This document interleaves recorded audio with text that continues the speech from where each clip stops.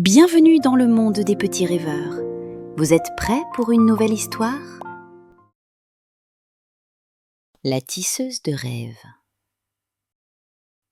Il existe un instant très précis, chaque soir, où le monde entier ralentit sans faire de bruit. Ce n'est pas quand la nuit arrive, ce n'est pas quand les lumières s'éteignent, c'est juste après, quand les maisons cessent de parler, quand les rues deviennent immobiles, quand même le vent semble retenir son souffle. C'est à ce moment-là que les rêves commencent à se former. Pas encore dans les têtes, mais quelque part entre le ciel et le silence. Au-delà des collines, loin des chemins connus, se trouve une maison que personne ne cherche jamais. Elle n'est pas perdue, elle attend. Elle apparaît seulement quand la nuit est calme et seulement à ceux qui acceptent de fermer les yeux sans lutter. Cette maison n'a pas de porte qui claque, pas d'horloge qui fait tic-tac. Elle respire doucement. C'est ici que vit la tisseuse de rêves. La tisseuse ne dort pas comme les autres. Elle ferme parfois les yeux, mais son esprit reste éveillé. Car pendant que les enfants dorment, leurs rêves, eux, ont besoin d'attention. La tisseuse n'est ni une fée, ni une magicienne. Elle est quelque chose de plus ancien. Quelqu'un qui écoute. Son atelier est rond, doux, enveloppant.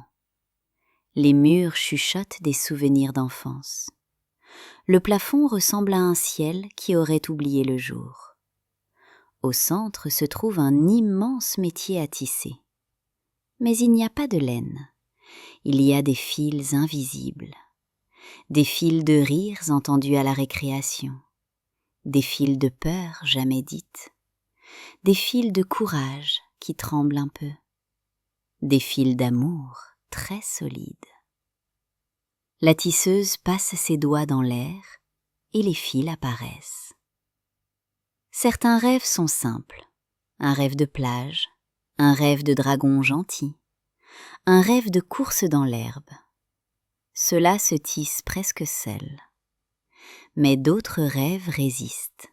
Ils s'en mêlent, ils se déchirent, ils deviennent lourds.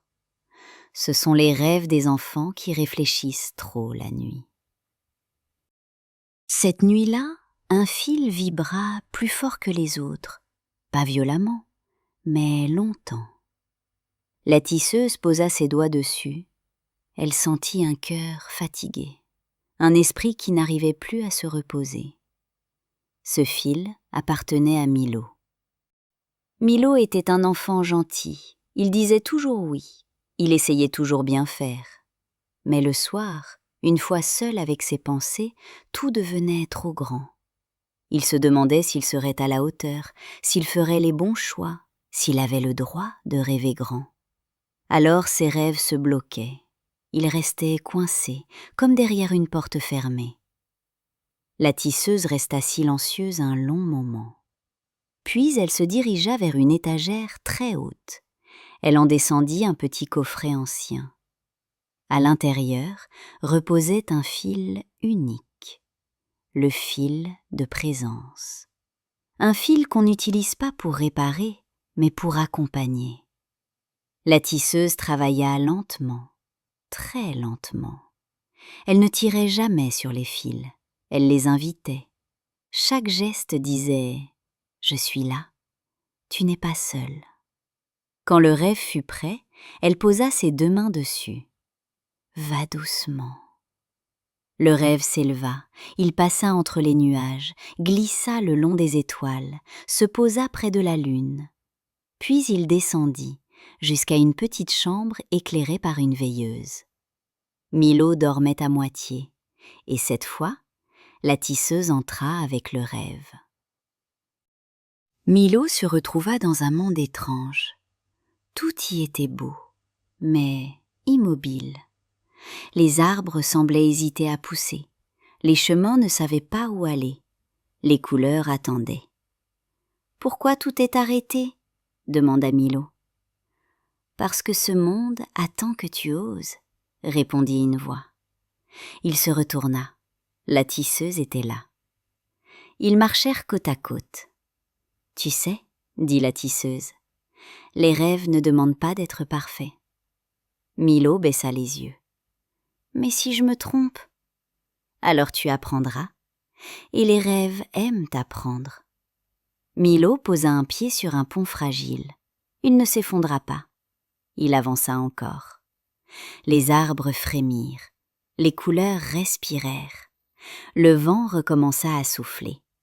Le monde se réveillait avec lui. Les balançoires se mirent à bouger. Les bateaux prirent le large. Les chemins se dessinèrent. Milo sourit. Il ne contrôlait rien. Il avançait simplement. Quand Milo se réveilla, le matin était là. Il se sentait calme, pas sûr de tout, mais confiant. Dans son atelier, la tisseuse observa son métier à tisser. Un nouveau fil était apparu, un fil stable, un fil apaisé. La tisseuse rangea ses fils. Elle savait qu'elle ne reviendrait pas toujours dans les rêves, mais elle savait aussi ceci. Une fois qu'un enfant apprend à avancer dans ses rêves, il n'oublie jamais vraiment le chemin. Les nuits difficiles ne veulent pas dire que quelque chose ne va pas. Elles signifient souvent que le cœur grandit. Et les rêves, même silencieux, savent exactement quand revenir. Bonne nuit, mes petits rêveurs. Merci d'avoir rêvé avec nous. À très vite pour une autre aventure et abonne-toi pour ne rien manquer.